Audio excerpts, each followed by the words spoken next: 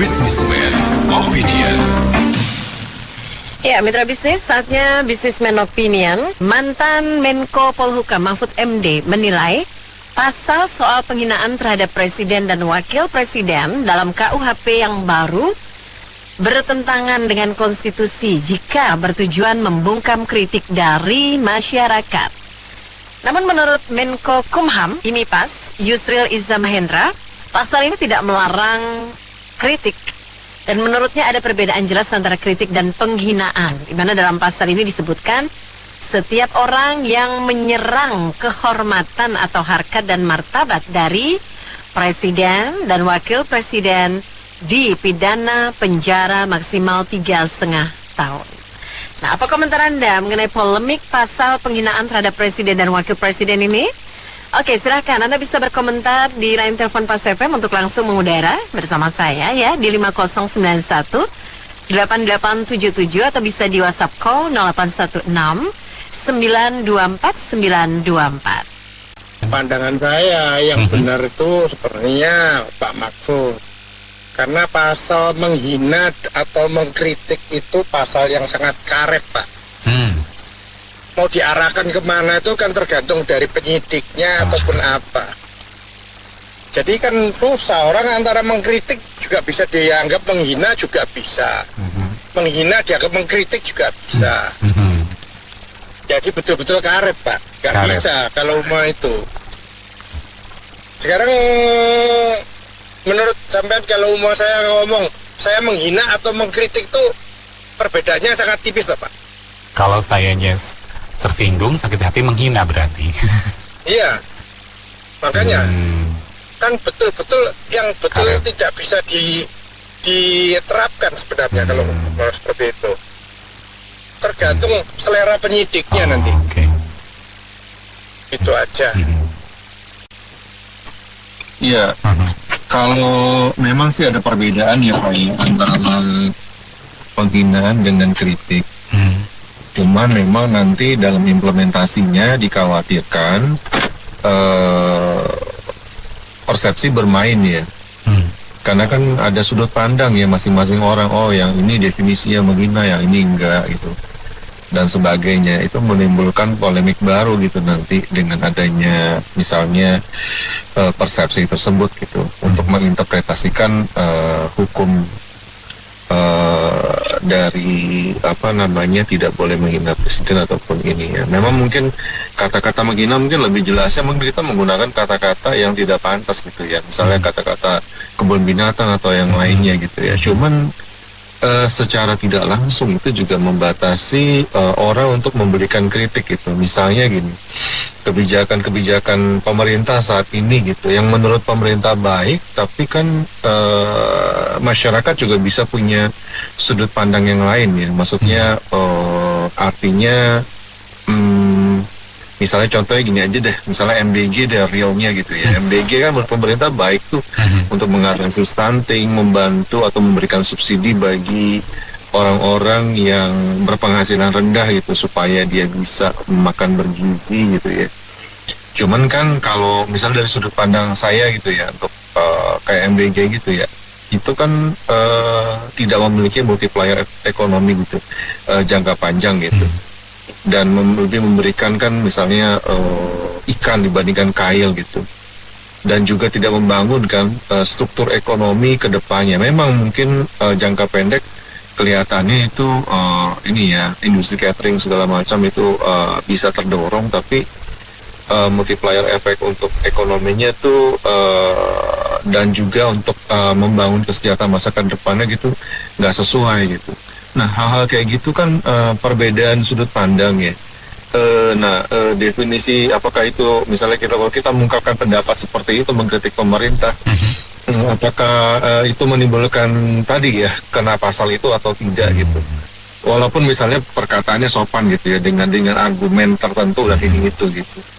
Jadi memang ya kalau memang sepanjang misalnya nanti interpretasinya jelas dan juga misalnya tidak menimbulkan polemik yang berkelanjutan atau ada saling tuntut menuntut dan ini itu, atau misalnya antara kalau di dunia politik kan ada pendukung atau ada orang yang melaporkan, dan itu ya mungkin itu positif aja ya untuk membatasi orang melakukan mungkin hal-hal yang tidak pantas gitu.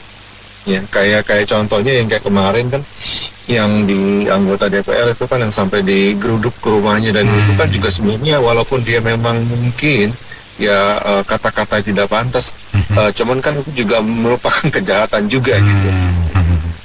Iya, jadi intinya ya sebenarnya kalau saya lihat nih dari sisi saya sendiri ya, yang awam hukum lah ya, bukan orang yang berkutat di bidang hukum. Nah, saya ngelihatnya sih gini ya, pemerintah tuh membuat satu undang-undang ya, dia tentu punya kepentingan gitu ya. Kepentingan salah satunya ya mungkin melindungi diri dia, atau yang kedua melindungi proses kerja dia gitu. Tapi kalau memang pemerintahnya baik dan memang dia bisa mensejahterakan masyarakat dengan program-program dia sih, saya sih oke-oke aja gitu ya, karena ujung-ujungnya sih sebenarnya hukum itu hanya coba ini aja ya, memberikan implikasi yang baik lah dalam tata kehidupan bermasyarakat atau bernegara gitu aja sih Pak. Iya ya, jangan sampai nanti masyarakat menjadi kacau dan negara juga menjadi kacau. Ini itu bahaya yang besar gitu ya. Gitu. Tapi kalau selama pemerintah masih terbuka terhadap kritik-kritik yang membangun gitu, atau terhadap sudut pandang yang positif ya, menurut saya sih itu oke-oke aja sih Pak. Oke. Kita kan perlu ngecek lagi ya kan, itu akun Fufu Fafa itu punya siapa, sampai hari ini kan nggak dibuka. Itu kurang menghina kayak apa ya kan, dan yang dihina kan siapa, yang capres siapa gitu kan. Itu bicara yang mengenai ini yang wapres sekarang yang dilaporin ya kan, yang dilakukan oleh Panji gitu kan, kritik gitu kan.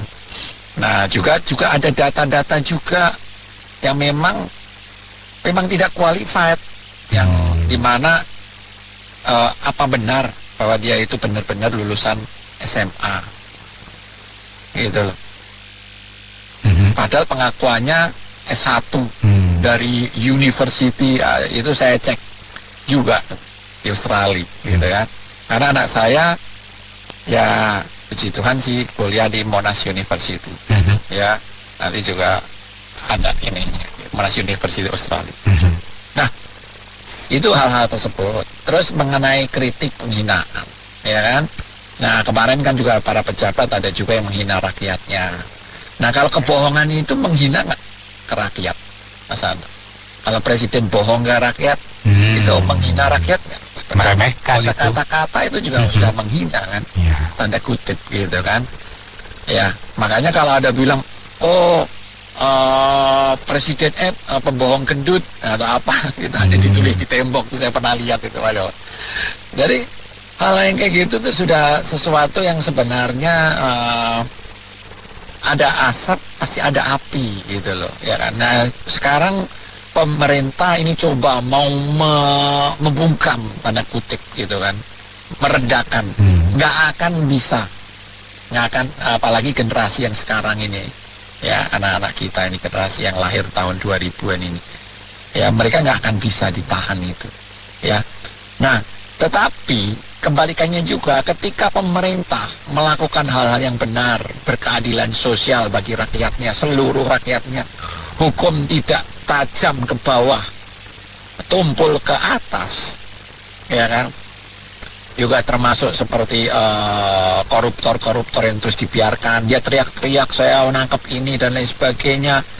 Kayak kemarin macang berapa triliun ya kan, duit rupiah, nggak ada manfaatnya, wong terdakwanya nggak ada. Tiba-tiba itu siapa terdakwanya? Ya Mas Anto kan sebagai jurnalis juga ya kan, pasti ngelihat toh, memahami. Tiba-tiba kok press conference, emangin ini rakyat ini bodoh-bodoh apa-apa gitu loh ya. Jadi kan apalagi sekarang anak-anak muda itu cerdas-cerdas semua gitu. Jadi hal-hal yang kayak begitu ya. Jadi waktu Pilpres kemarin, anak saya itu kebetulan nggak bisa milih karena pas mau masuk 17. Ya anak cewek aja sampai bingung, kok bisa ya wapres kayak gini kepilih gitu. Apalagi kalau yang gede, wah ketawa-ketawa aja gitu loh. Jadi bukan melecehkan, tapi mereka itu lihat logika-logika yang belum, ya mereka mengenai fufu fafa dan lain sebagainya. Ini menunjukkan memang kemampuan otaknya ya, yang punya akun fufu fafa. Siapa? Buka dong. Nah, sampai sekarang nggak pernah dibuka, dan itu hal yang mudah banget kok. Ya kan, pemilik akun fufu fafa itu siapa? Gitu kan. Nah itulah ya. Nah tapi cilakanya memang masih ada sebagian rakyat itu yang masih tertutupi gitu ya, dengan mantan presiden lalu yang lemah lembut di mukanya, tapi di belakangnya nggak tahu lah ya. Jadi seolah-olah wah ini menghina ini ya dan sebagainya, padahal ya seperti itulah kurang lebihnya. Masalah itulah ngerinya negeri kita. Sedangkan keadaan ini makin entah geopolitik, entah juga ekonomi, entah juga ingin Mas Santo juga sangat tahu ya bagaimana super flu ya. Bisa jadi ini akan ada pandemi lagi, WFH lagi gitu ya. Bagaimana ekonomi Indonesia, dan sekarang divisinya udah hampir 3% ya, defisit anggarannya ini ya, rupiah udah mau tembus 17.000 Mas Santo. Tapi presiden masih ngomong apa? Aman, masih tumbuh, rakyat masih makmur, kebahagiaan nomor 1 di dunia, rakyatnya masih bahagia dari hasil survei. Padahal kan bullshit semua, omong kosong semua itu. Ya kemunafikan dan kebohongan, waduh sangat benci banget saya, sebel banget lihat para pejabat negeri sampai ke pojok pimpinannya gitu. Isinya cuma kebohongan, omong besar, omong kosong, tong kosong berbunyi nyaring, NATO, ABS juga. Aduh udah gregetan lah. Ya tapi tadi saya sudah dengar dari yang pada komentar hari ini juga, wah ya itu mayoritas kan beliau-beliau ya yang usianya lebih ini ataupun yang anak-anak muda itu cerdas semua dengan ya, hanya sebagian kecil aja yang sepertinya masih gimana ya ya mungkin nggak mau, ini enggak lah, jangan gitulah, ada ketimuran lah, bukan masalah itunya sih. Tapi memang sudah, kalau bahasa Jermaninya itu tuh cetawelo-welo.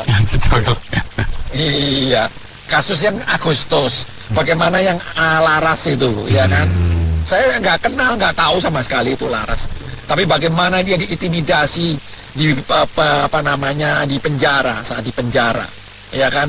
Tidak dikasih obat, dia sakit, dikasih obat asal-asalan. Saya di orang medis, waduh sangat sedih banget ya. Saya orang kesehatan gitu loh. Memang sengaja dia diintimidasi, saya tahu itu. Nah, terus yang kemarin yang Del Pedro minta penahanan sementara atas hakimnya tidak mengizinkan karena biar akan datang tepat waktu. Nah, karena selama ini nggak datang tepat waktu itu bukan karena mereka nggak mau datang tepat waktu, karena ditahan di kejaksaannya di sebelumnya. Jadi sengaja dibuat terlambat. Dengar nggak Pak hari ini beritanya? Ada di di media cetak yang lain ya, media elektronik juga gitu. Jadi kan itu sidangnya kan terbuka kan. Bagaimana bentuk intimidasi terhadap anak-anak muda seperti itu, yang mereka hanya sekedar mengkritik dikriminalisasi. Kalau saya katakan dikriminalisasi, saya bukan orang hukum, tapi saya senang belajar apapun, gitu, belajar hukum pun. Jelas-jelas itu dikriminalisasi. Oke, begitulah. Cuman kita bisa berdoa dan berharap pada Tuhan saja. Begini ya, Mahfud MD itu bicaranya, saya setuju. Itu benar, kemungkinannya besarnya benar. Karena memang di negara kita sila keempatnya kan ternyata yang dibentuk oleh kita juga nggak berperan perwakilan, itu kan sebetulnya cerminan demokrasi. Jadi kalau negara demokrasi, orang kritik tuh sah-sah saja. Pancasila adalah sumber dari segala sumber hukum. Sebelum ada undang-undang, sumber-sumber dari segala sumber hukumnya itu Pancasila dan nilai-nilai Pancasila. Sila 1, sila 5 sama 36 itu nilai-nilainya. Itu sumber dari sumber hukum. Sumber dari sumber hukum, lalu ada undang-undang dasar, lalu berikutnya undang-undang dan lain-lain, MPR dan lain-lain ya. Dan itulah negara kita, negara hukum, pasal 123, pasal 45. yang diamankan 4 kali, termasuk sama antara atas dan bawah, rakyat semua dianggap sama di dalam pemerintahan dan lain-lain, dan hukum dan lain-lain. Pasal 27 ya, ayat 1 itu ya, Undang-Undang 45. Sayangnya semua pasal-pasal itu, nilai Pancasilanya di negara kita kadang-kadang dibuat peraturan yang otoriter sifatnya. Seperti pasal 218 ini, di mana kemungkinannya itu orang kritik bisa dipidana. Lalu apa perbedaan kritik dan penghinaan?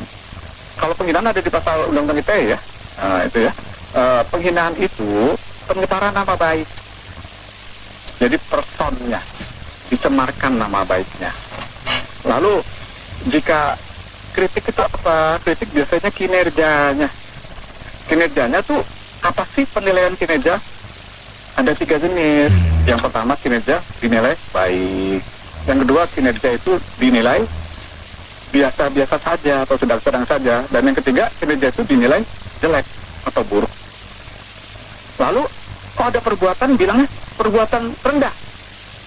Rendah itu sebetulnya bukan pada perbuatan, tapi orang kita, orang Indonesia dari dulu mengkategorikan, ada yang mengkategorikan perbuatan itu rendah dan tinggi.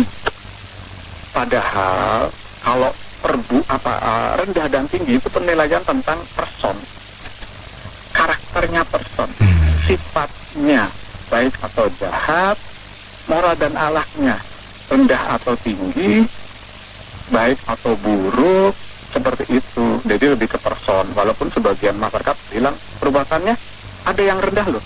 Misalnya merendahkan martabat wanita, contohnya seperti itu. Laki-laki yang merendahkan martabat wanita perbuatannya rendah. Nah kan seperti itu ya. Sebetulnya si laki-laki itu yang karakternya moralnya jelek atau buruk atau perbuatannya jahat pada wanita, seperti itu. Dan kita tahu bahwa kritik dan penghinaan itu berbeda. Maka kalau kritik saja bisa dipidana, lalu bagaimana kalau menghina? Ya lebih bisa dipidana lagi. Iya, lalu kata Mahfud MD bertentangan dengan konstitusi. Oh iya, bukan hanya konstitusi, bahkan nilai keempat Pancasila. Kecuali kita bukan negara Pancasila, negara ateis komunis, gitu ya kan. Pancasila ateis komunis. Kita negara beragama juga loh, mengakui agama, gitu ya. Jadi demokrasi itu, kritik itu seharusnya dibolehkan, karena negara kita demokrasi. Intinya jangan otoriter kalau di negara ini. Dan pendukung-pendukungnya juga seperti itu. Saya tadi kayaknya ada yang menyinggung ya, yang merek elektronik Jepang. Tidak boleh lagi di radio ini. Memang siapa dia? Memangnya siapa dia? Memang siapa yang takut sama dia? Tidak ada yang takut sama dia. Pemerintahan kita semakin takut dengan kritik, ya. Sebelum itu aja kita udah tahu bahwa polisi itu pilah-pilah, ya. Penegak hukum itu sudah menjadi alat dari politik kekuasaan, ya, untuk memilah-milah dan supaya segala macam lah dilakukan untuk kekuasaan, ya. Itu sangat obvious, ya, sangat jelas sekali. Kemudian undang-undang KUHP ini sudah berlaku, ya. Itu ancaman buat demokrasi. Saya misalkan bicara Wapres ini tidak bermasalah, itu salah nggak? Jelas berdasarkan kenyataan. Saya bilang dia tidak punya kualifikasi, salah nggak? Kan dia memang nggak jelas sekolahnya. Terus dibantu oleh MK, hakim MK, ya, yang notabene adalah pamannya. Itu kenyataan, bos. Kalau pemerintahan takut kritik, bagaimana jadinya kita berdemokrasi?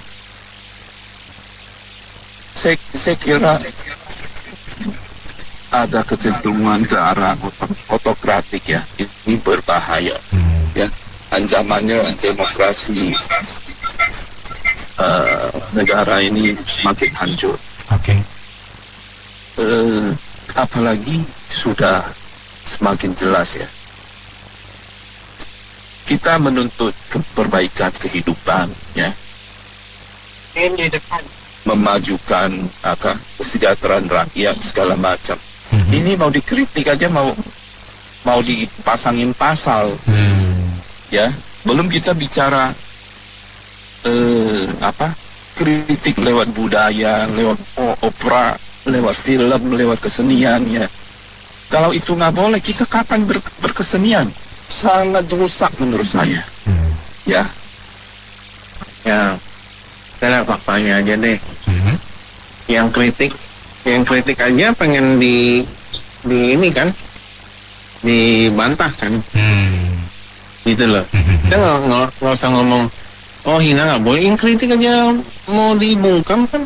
Banyak tuh ada yang wartawan yang di Medan tuh yang dibakar rumahnya, sekeluarga mati. Emang kan kritik. Dia kan wartawan, nggak mungkin nulis kata-kata binatang.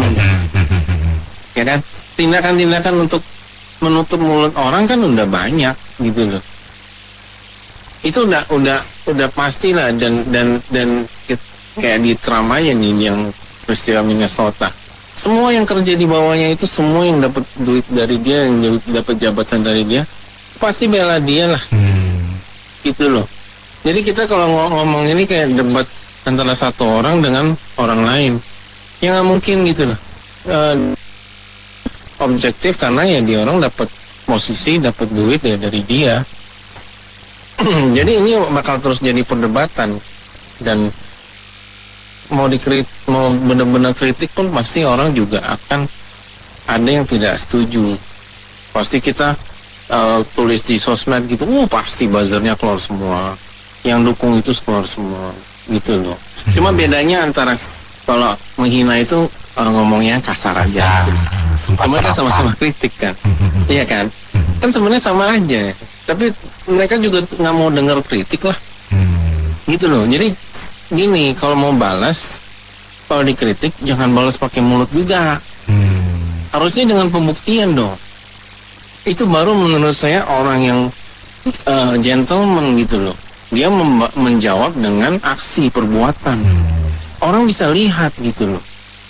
Jangan ngadu kayak pencitraan gitu. Ngeliatnya juga kayak muak gitu ya. Karena ini cuma kayak satu ngomong ini bela yang satu, ini anak buahnya bela ini satu. Aduh, tunjukkan dengan kerja nyata lah, jangan omong-omong gitu. Jadi sebenarnya KUHP baru ini kan membuat lebih baik daripada KUHP lama, khususnya tentang pasal penghinaan pemimpin negara ya. Pemimpin tinggi sebenarnya kan nggak cuma presiden, wakil presiden, tapi ketua DPR-nya, ketua dan lain-lain kan. Kalau hari ini kita bicara fokus ke presiden.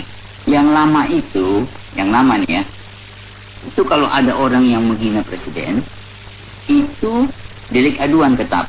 Tapi pada saat itu delik aduannya tidak didefinisikan siapa yang mengadu, siapa yang boleh mengadu. Jadi pada saat itu relawan-relawan, misalnya orang yang siapa saja bisa mengadu dan polisi terima. Karena memang KUHP yang lama itu cuma bilang itu delik aduan, tapi tidak mendefinisikan siapa yang boleh mengadu. Nah di KUHP baru dibuat lebih jelas, yang boleh mengadu itu hanyalah pemimpin negara yang dihina itu. Jadi kalau itu presiden atau wakil presiden atau ketua DPR, hanya mereka, titik, tidak lebih tidak kurang. Jadi ini menurut saya lebih baik sebenarnya kan. Sudah cukup jelas gitu ya. Iya, artinya gini loh. Kalau dulu kan kita menghina sedikit, presidennya nggak apa-apa sebenarnya, tapi orang lain ya kan mengadukan. Memang karena begitu KUHP-nya. Nah, tapi saya lihat kok nih netizen, termasuk saya nggak tahu Pak Mahfud, ini kan ada kata jika. Sebenarnya Pak Mahfud ini kan seorang guru besar yang terpandang pintar. Nggak usah nama-nama lah kata jika gitu kan. Jika kan katanya jika kalau itu digunakan untuk membungkam itu baik kan jika. Tapi kita kan tidak usah berandai-andai karena memang di KUHP itu tidak ada kata-kata jika itu. Jelas dia tidak menghambat orang untuk mengkritik lembaga tinggi, pemimpin lembaga tinggi ya. Yang dia mau hindari adalah menghinakan. Menurut saya pemimpin lembaga itu juga kan warga negara Indonesia yang sama dengan saya, Bu Mary ya. hak HAM, kita punya hak hukum, benar nggak? Yeah. Kan sama, jadi semua harus dilindungi juga. Apa Bu Mary mau, saya juga mau kalau dihina kemudian kita diam saja, kan nggak, apalagi seorang mimpi yang sangat dihormati gitu kan. Jadi marilah kita, menurut saya Jacob ini menurut saya sudah sangat baik. Nah, kalau saya balik nih, kalau Anda mau presiden atau lembaga tinggi, pemimpin lembaga tinggi itu boleh dihina tanpa ada diatur oleh hukum, lah saya mau bertanyakan gitu ya, apakah diri Anda mau juga dihina tanpa Anda boleh membela diri mengadu ke polisi, ya kan? Anda nggak boleh, kemudian kok yang orang lebih terhormat kok harus boleh gitu kan, boleh dihina-hina tanpa ada kesempatan mereka untuk membela hak hukumnya gitu kan. Jadi netizen atau siapa yang keberatan akan kuap yang baru ini, saya benar-benar nggak ngerti apa yang Anda inginkan gitu. Suatu negara yang tidak ada hukumnya gitu. Anda boleh pun apa aja tanpa diseret ke meja pengadilan gitu kan. Nah, yang jelas lagi yang saya mau itu adalah kritik kok. Saya rasa kita belajar bahasa Indonesia ya, walaupun nggak usah pintar-pintar sekali, sudah bisa bedain antara kritik, mengkritik, menghina, dan memfitnah. Kata Pak Edi tadi, kalau misalnya saya mengatakan Pak Presiden kinerja nggak baik, apakah itu hina dan fitnah? Saya rasa dengan bahasa Indonesia SD sudah clear sekali, jelas sekali bahwa itu kritik, ya kan? Itu kritik, dan pasti Pak Presiden itu yang dikatain itu tidak akan melapor, karena Pak Presiden belum mengerti bahasa Indonesia yang sangat baik gitu. Tapi kalau Anda mau kata-katain dia dengan kata-kata yang keluar dari nama-nama binatang gitu kan, lah kan dalam rangka Anda sedang mengkritik nih, tapi kan Anda saking emosinya, saking marahnya, kemudian Anda mengatakan anjing gitu kan. Apakah ini masih bisa dikategorikan secara bahasa Indonesia ini kritik? Saya rasa lewat SD juga bisa mengatakan ini hina, gitu kan? Karena merendahkan martabat. Jadi sekali lagi kita perlu, dan Pak Mahfud itu Prof Mahfud itu nggak perlu mengatakan kata jika, karena sudah clear sekali, yang benar Prof Yusril mengatakan tidak ada upaya membungkam, itu semua jelas untuk melindungi hak hukumnya itu menghina. Dan menurut saya sangat clear ya, mudah-mudahan ini pencerahan ya kepada siapa saja yang sudah dilakukan itu sudah benar. Kita saja yang berhati-hati ya, menghindari mana yang kritik, mana yang hina, dan apalagi fitnah. Setiap tahun kan kita memperingati 17 Agustus 1945 sebagai hari memproklamasikan gitu ya, kemerdekaan gitu ya. Selepas kita sudah merdeka, tapi mungkin kalau ditanya rakyat udah merdeka belum? Ya, bisa jadi ada yang bilang belum ya, padahal sudah declare di tahun 45 gitu ya oleh proklamator kita. Terkait kritik, jadi begini, saya ingat nggak jauh dari peristiwa kita memproklamirkan kemerdekaan itu Jepang, Nagasaki dan Hiroshima yang tahun mundur ya, tahun 42 kali ya, 6 Agustus kalau saya nggak salah, itu dibom oleh Amerika.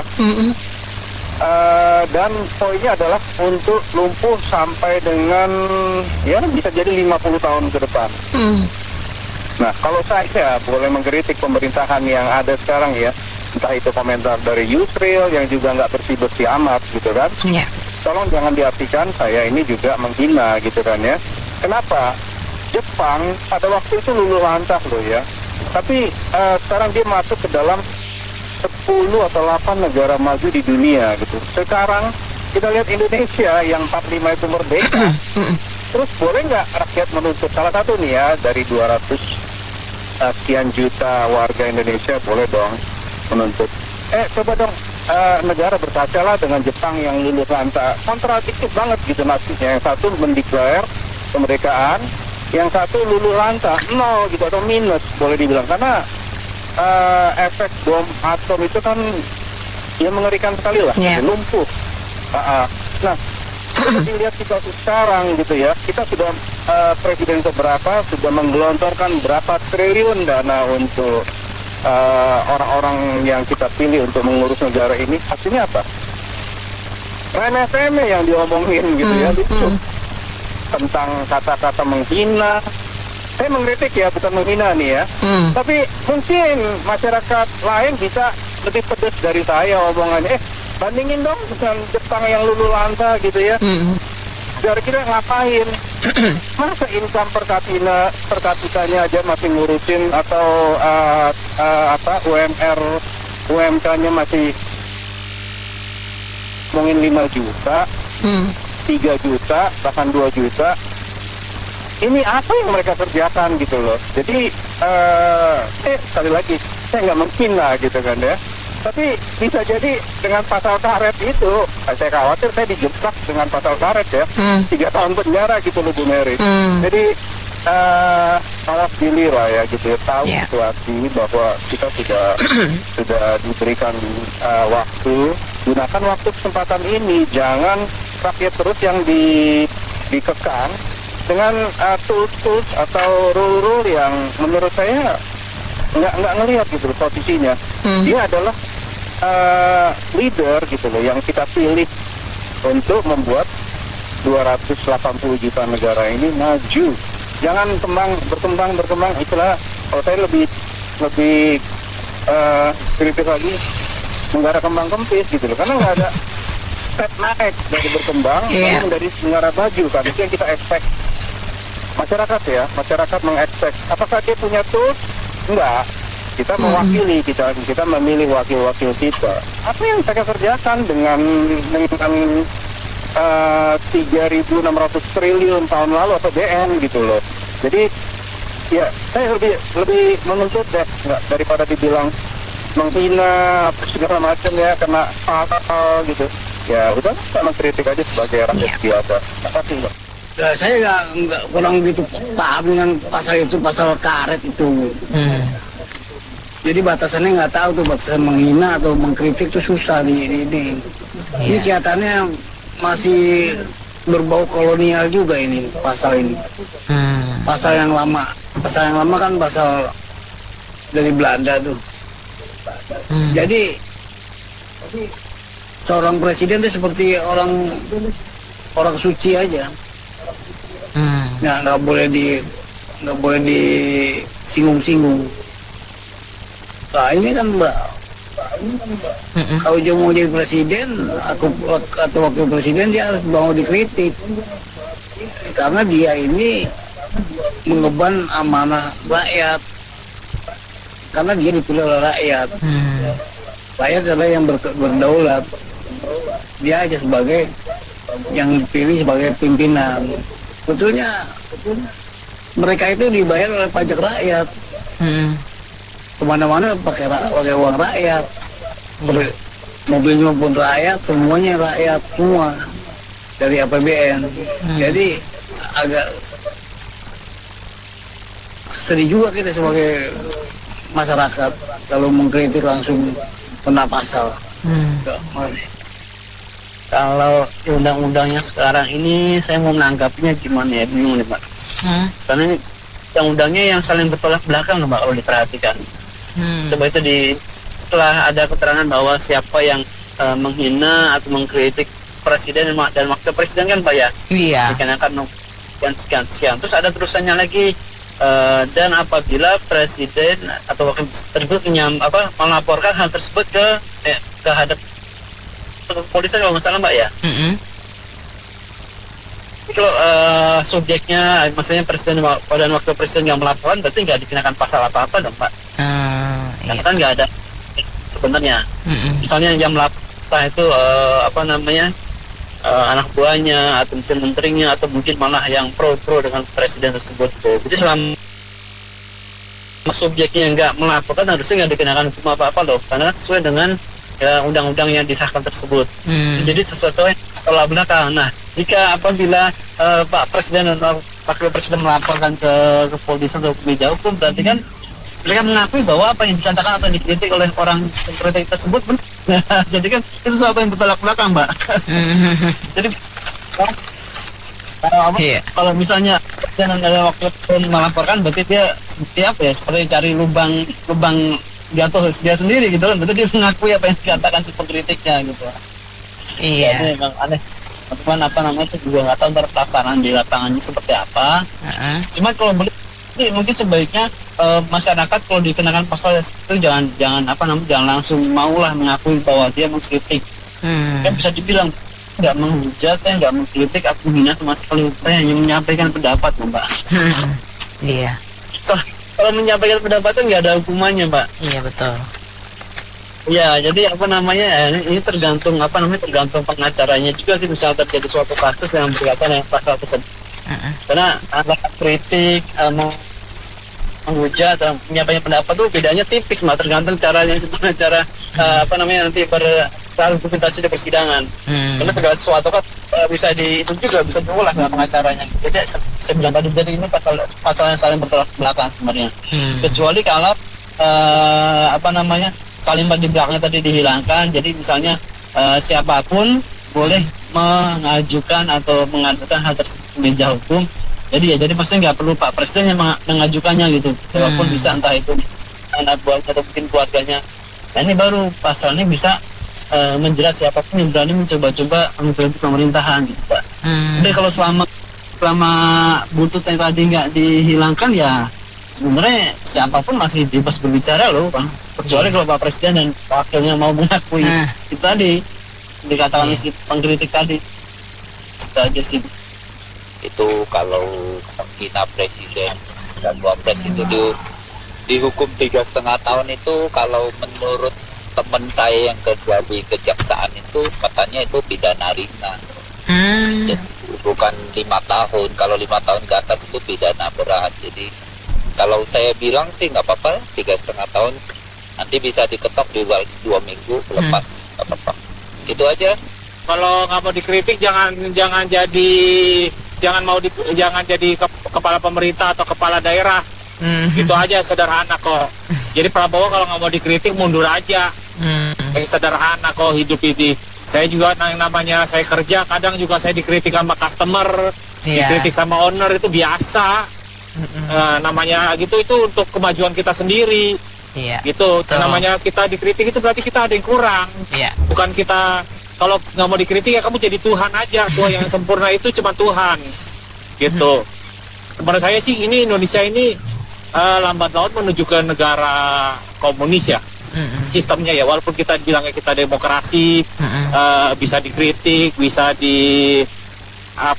dikasih pendapat, bisa dikasih pemahaman itu, tapi lambat tahun kita ini menuju ke negara komunis secara nggak langsung, walaupun kita ngomongin kita negara demokrasi, karena satu-satunya negara yang nggak bisa dikritik, yang kalau pengkritiknya dibungkam dengan pasal-pasal hukum, pasal penjara, pidana dan lain-lain, ya cuma negara komunis.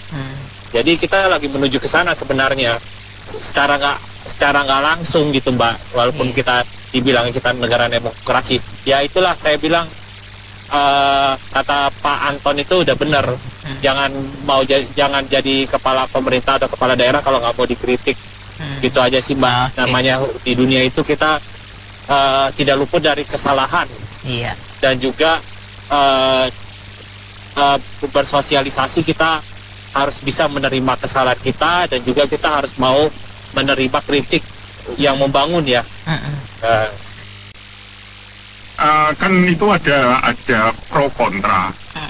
Kalau menurut saya ya itu tergantung dari mana sisi kita melihat ya. Ambil contoh begini, pisau itu bahaya nggak? Tergantung penggunaannya. Bisa nggak? Betul, sama. Ketika undang-undang aturan itu dibuat dan digunakan, ya sama. Mau digunakan untuk apa? Pisau itu bisa untuk membantu memotong, ngerajang, ngiris, tapi bisa juga untuk membunuh.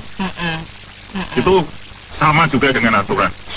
Nah, terus tadi ya Kak Nena, sebetulnya gini, kembali lagi, kalau saya tidak membela salah satu, karena masing-masing ada unsur betulnya, tetapi ada juga yang kurang pas. Terkait dengan mengkritik, dengan penghinaan, itu sebetulnya gampang banget Kak Nena. Membedakannya itu gampang. Ya kembali lagi kemarin seperti kita bahas masalah norma dan etika itu ya. Balik lagi gini. Kak Nena, saya kurang suka dengan pasal akhir-akhir ini. Kenapa? Soalnya jamnya Businessman Opinion dikurangi. Biasanya 30 menit pas, sekarang paling 15-20 menit nggak sampai, kadang diputus. Terus habis itu acaranya dibolak-balik. Dulu enak sekali kalau pagi terus mesti ada insight-nya Prof. Renal Kasali, terus ada Businessman Opinion, terus ada Focus of the Day, urut. Sekarang kocar-kacir. Nah, iki kok kesempatan yo. Iki kok kesempatan yo iki. Tinggal contoh yo. Iya paham. Bagaimana caranya disusun ulang supaya itu lebih bisa menarik. Itu namanya kritik Kak Nena. Iya, betul.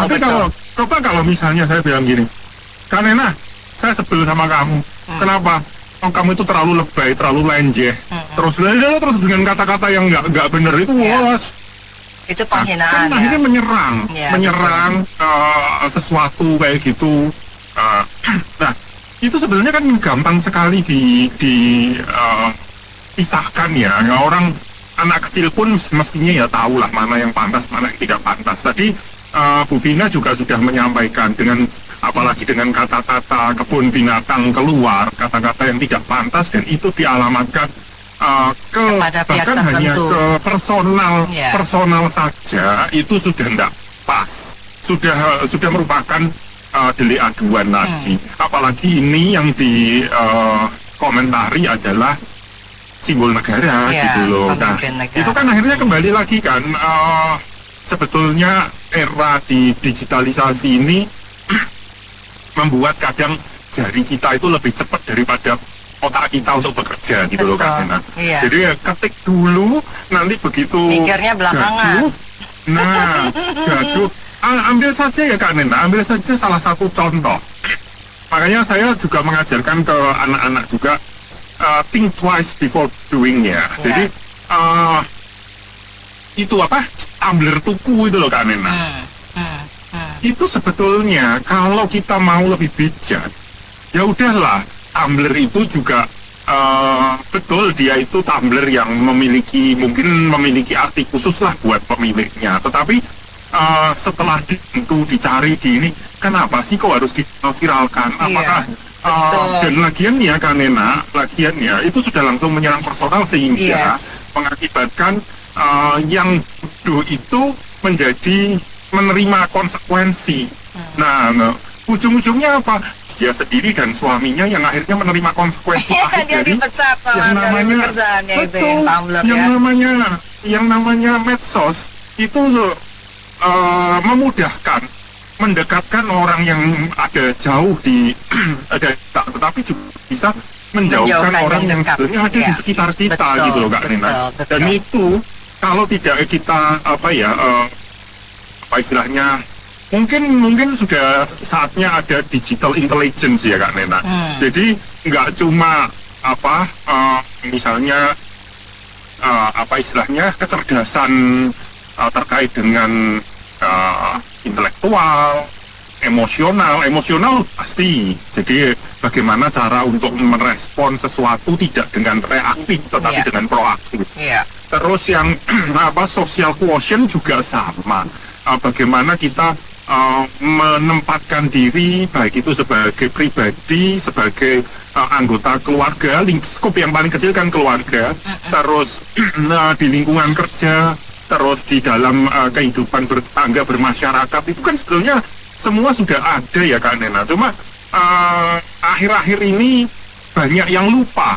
Mungkin Kak Nena, fokus dari pendidikan kita, tadi kan Om Bob juga mengkritisi terkait dengan kok iseng amat ada mobil dilempar, kereta dilempar, andai kata kena ya untungnya buat mereka tapi mudaratnya, ruginya jelas lebih banyak, ada korban, ada fasilitas yang rusak. Mereka yang mau dicapai itu apa sih Kak Nena? Kepuasan atau tujuan apa, atau mungkin dia motif apa, kan sebetulnya itu yang dicari. Kalau mereka melakukan sesuatu yang tidak mereka mengerti, itu kan berbahaya sekali. Betul, oke. Aku juga waktu mangkul ya Mbak, kadang-kadang kenayan itu, karena kadang salary-nya, tunjangannya boten-boten tidak sesuai dengan kinerjanya ya. Kalau mereka berprestasi gitu ya, it's okay ya. Nah ini kan revisi KUHP ya Mbak ya, revisi KUHP ini katanya sih nanti sebelum disahkannya Undang-Undang Pembuktian Terbalik dan Perampasan Aset, gitu ya Mbak ya. Nah makanya mereka bilang, oh ya nanti kami selesaikan dulu untuk revisi Undang-Undang KUHP. Ini kan berarti sudah selesai kan? Nah berarti ini sudah awal tahun baru juga, berarti kan next agenda harusnya yang perlu diketok palu sama mereka ya pembuktian terbalik dan perampasan aset, gitu ya Mbak ya. Nah kalau masalah penghinaan, ya saya rasa begini Mbak, kalau penghinaan itu bisa sifatnya ambigu, ya bisa multitafsir, ya bisa mengarah ke pasal karet sebetulnya. Jadi memang harus jelas Mbak, ya penghinaan dengan mengkritisi dan mengkritisi yang membangun, ya Mbak ya. Kritisi yang membangun itu biasanya memberikan solusi, ya. Jadi kritisi kebijakan. Contoh kalau misalnya gini ya, saya apa namanya contoh aja lah ya. Saya kritisi ini ada empok nasi uduk depan rumah saya misalnya ya Mbak ya. Nah itu kurang garam, gitu tak? Ini kok ini kurang garam gini atau keasinan. Itu kan berarti bukan berarti kita menghina ya. Itu kok gimana gitu ya. Justru memberikan masukan kan itu ya. Betul. Jadi harus kita bedakan mengkritisi kebajikan. Mengkritisi membangun berarti kan tujuannya solutif kan. Jadi untuk mengarah yang kebaikan. Saya rasa kan setiap manusia termasuk saya itu kan tak ada gading yang tak retak. Betul. Ya. Nobody's perfect ya. Tuhan. Ya. Nah kita bedakan dengan menghina. Menghina contoh. Sebetulnya saya cermati ya. Saya appreciate sebetulnya Presiden ke-7. Kenapa? Bukan saya berarti membanggakan, mengkultuskan seorang manusia, tidak.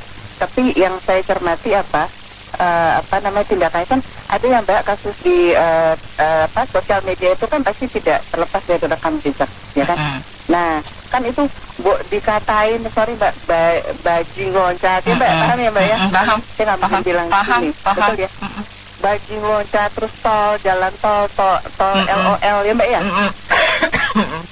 Nah, itu kan lebih ke penghinaan. Itu seorang Rocky Gerung ya, udah saya sebut aja lah ya. Itu kan wakil presiden ya, itu simbol negara juga Mbak, simbol kedaulatan negara. Kalau kita ya warganya anak bangsa itu tidak bisa menghormati simbol negara, apa kata dunia di luar? Ya termasuk Pancasila, NKRI konstitusi ya, terus Bhinneka Tunggal Ika ya, itu simbol negara semuanya. Ya kita sebagai anak bangsa yang hidup di negara ini ya kita wajib menghormati. Ya mungkin kalau mengkritisi pun dengan kata-kata yang sopan, ya kan? Kata-kata yang kan kita terkenal dengan tepo seliro, sopan santun, gotong royong, beretika, berbudaya luhur. Itu bangsa luar pun mengapresiasi kita, gitu ya Mbak ya. Jadi memang kita batasi. Kalau contoh lagi, saya cermati ada tokoh sekarang benderanya organisasinya sudah di ini juga ya Mbak, sudah ditutup ya. Ya. Mengatakan seorang kepala negara jokodok lah. Apa itu ini Mbak? Tapi apa dia ditangkap? Apa dia dipidanakan setelah itu? Ya kan? Jadi kan legowo saat itu presidennya.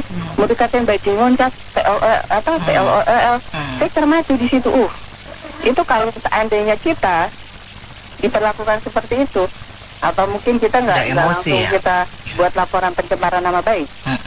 Delik aduan ya, berbalik lagi ke itu kan anak pidana. Itu tidak dilakukan Mbak. Ya. Jadi ini sabarnya memang panjang sabar legowo karena mungkin waktu itu saya merenung kenapa nggak dilaporkan ya, itu kan udah terlalu ya, keterlaluan. Kalau seandainya orang tua saya yang dikatain bajing loncat, PLOL, jokodok, itu saya pasti akan marah Mbak. Kalau itu orang tua saya, kok bapakku dimonoke yo, saya lapor itu delik aduan pencemaran nama baik. Tapi itu tidak dilakukan.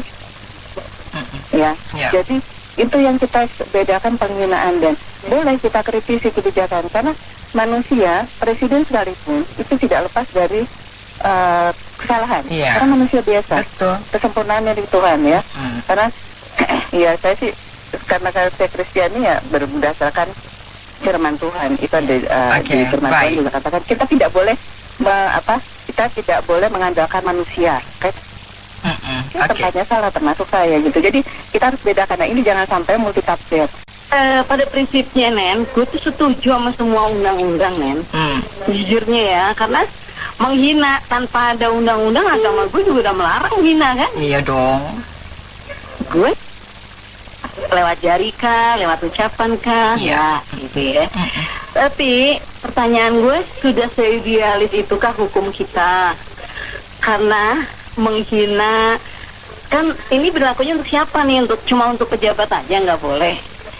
Karena selama ini jangan lupa ya, ada juga pejabat yang menghina rakyatnya dan terang-terangan gitu loh.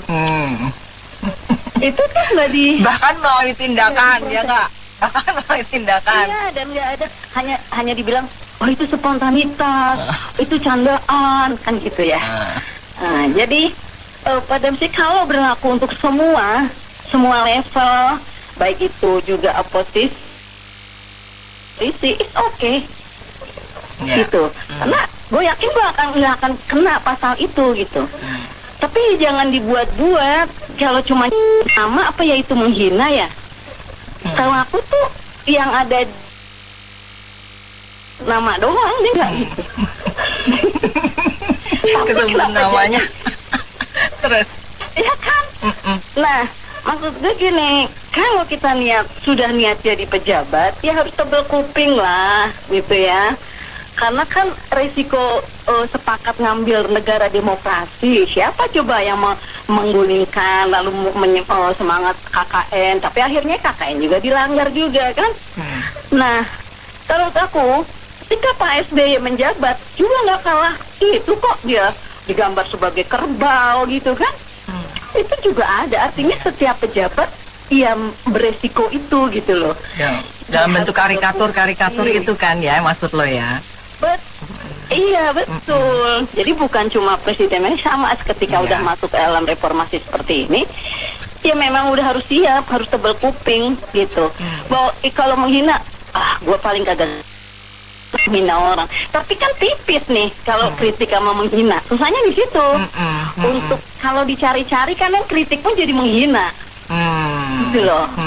Pertanyaan gue itu, hukum kita maksud udah seideal itu? Apa ini perampasan aset? Itu juga berbahaya untuk lawan politik. Karena di kita belum terbukti apapun kalau itu bisa langsung ditahan dengan alasan mempermudah penyelidikan gitu kan.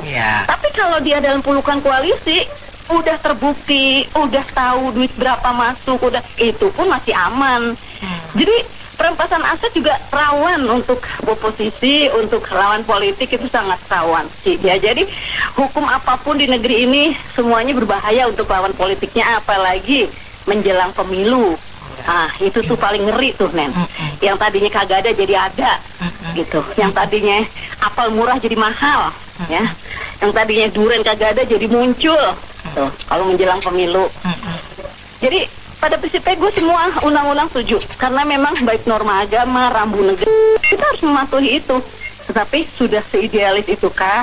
Untuk semua level kah? Ini pertanyaannya sih Nen. Kemarin saya ada dengar beberapa talk show di channel lain, itu kan bahasnya tentang si itu ya, bukan Panci ya, tapi si itu ya, itu kan yang di Netflix ya, kalau nggak salah. Betul. Itu kan yang lagi trending. Tapi minta maaf, saya bertanya, itu kan siaran yang berbayar dan ada rekamannya, berarti kan udah dipersiapkan semuanya. Ini bisa dijadikan alat bukti gitu loh. Ya, tapi kalau orang keceplosan, terus orangnya yang merekam, terus diviralkan, itu mungkin bisa dibilang oke, saya tidak ada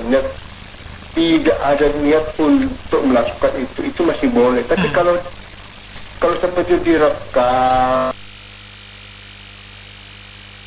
terus ada penonton yang diajak untuk hahaha, itu juga pasti penonton bayaran, saya nggak apa-apa, benar. Itu ada niat gitu loh. Dan saya dulu ya BTP kan dia ngomong begitu, orang yang merekam terus orangnya yang viralkan itu kan bisa jadi ya 11-12 dia tidak ada niat. Tapi kalau yang kemarin itu benar-benar sesuatu yang tidak lucu gitu loh. Contoh yang kedua adalah begini, fisik orang itu tidak ada yang sempurna. Ya, sempurnakan minat yang puasa. Jujur ngomong aja ini ya, kadang-kadang orang kita lihat sesuatu yang begini ternyata bagus. Makanya kalau mau jadi Fidel Aksan itu, kalau mau jelek sekalian, kalau mau cantik sekalian, kalau yang tanggung-tanggung ya janganlah seperti kita lagi makan siang. Ya nggak, lagi lapar-lapar itu rasanya enak aja apa yang di depan mata kita, depan kita makan enak. Tapi giliran kita sedang-sedang saja, tadi udah cemilan segala macam, begitu datang yang paling enak, ya kagak enak juga. Maksud saya begini loh, ada aturan yang kita harus lakukan, hukum yang ada kita buat, ada seperti begini. Mereka juga punya hak kan, kayak contoh demo. Sebenarnya gua kalau punya bulldozer, gua pingin tabrakin semua yang demo. Kenapa? Lu demo di sana tapi jalanan gue tutup, itu haknya gue juga kan. Jadi ya, yang penting ya dilau antara dilema dan galau kalau hadapi hukum segala macam, aturan suka-suka orang, apa KIS kan, karep mula suka-suka gitu ya. Ya itu gimana ya, kalau Pak Presidennya sendiri kalau di atas podium aja masih bisa ngomong endasmu. Ya saya juga nggak ngerti sih artinya apa ya, tapi kalau saya kasar sih itu ya. Nah itu kenapa Presidennya sendiri kena pasal nggak itu? Ya kan itu kan sesuatu yang kita belajar dari panutan kan, Presiden sebagai panutan. Nah nanti kalau misalnya kita gebrak meja sambil misalnya ada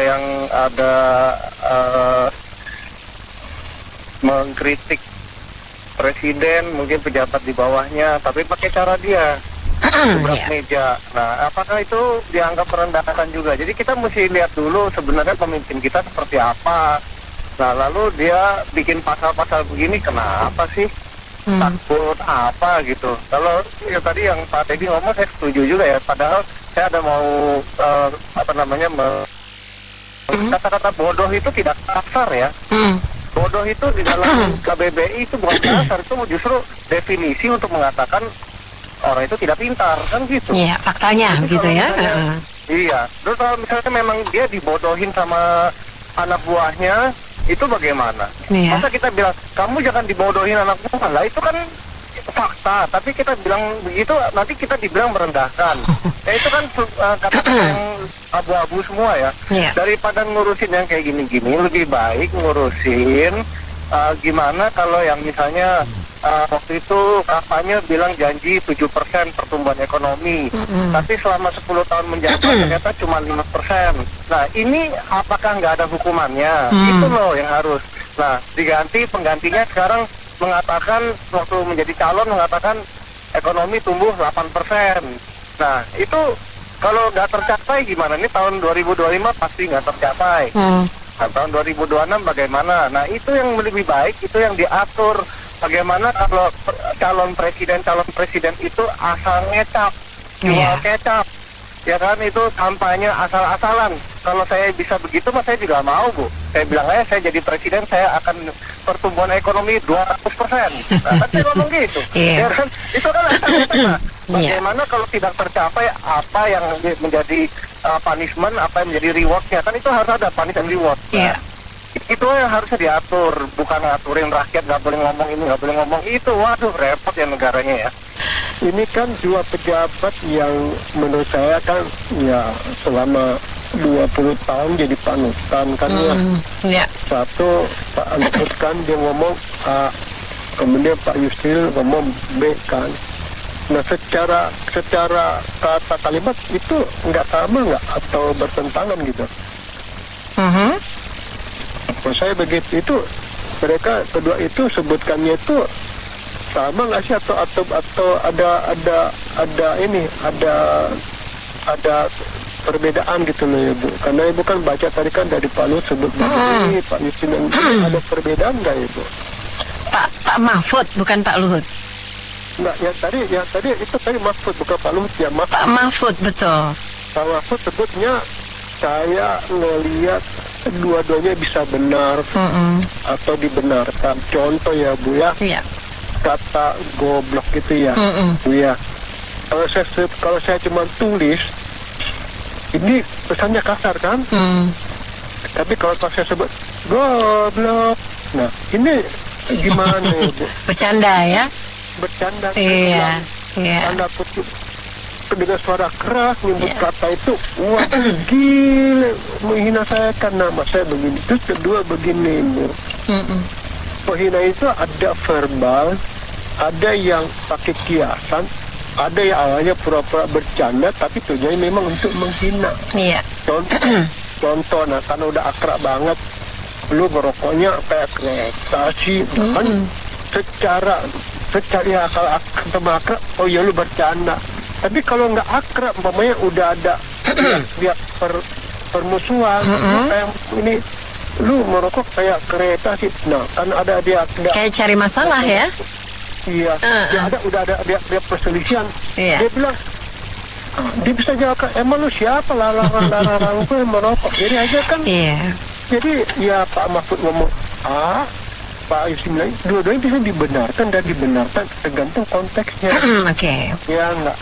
Terus kedua, saya tidak setuju ya kalau udah lari ke body shaming. Ya itu body shaming menurut saya, mau pakai pasal apapun itu menurut saya itu tidak elok, bukannya melanggar hukum tetapi tidak elok dan etika. Ya enggak Bu ya? Manusia kan tidak sempurna, ya kan?